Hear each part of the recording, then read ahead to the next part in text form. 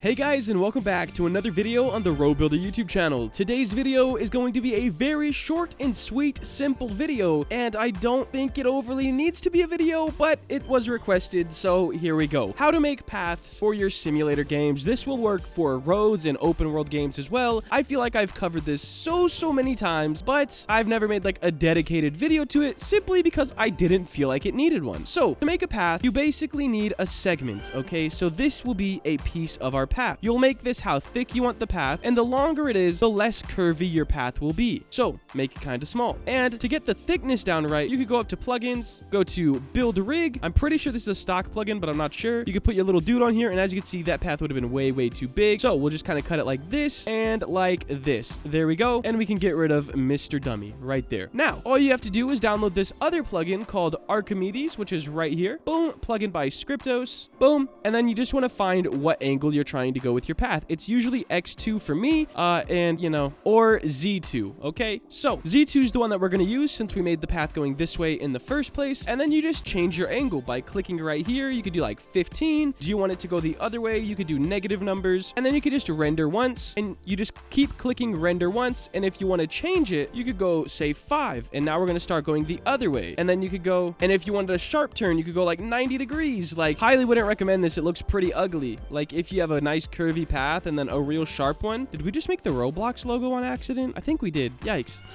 But that's all it is to making paths, guys, and it's way easier if you have a map. So if you build out your map first, you could just make the paths go and follow around the map. I personally do my paths first and make the map follow the paths, but 100% up to you guys. I will have that plugin linked down below in the description. Archimedes, I think it's Archimedes V2. It might just be Archimedes by Scriptos. So guys, that's it. That's how you make paths. I know, super short video. Hopefully you guys did enjoy. Make sure to like, comment, and subscribe. Have a great day. Later.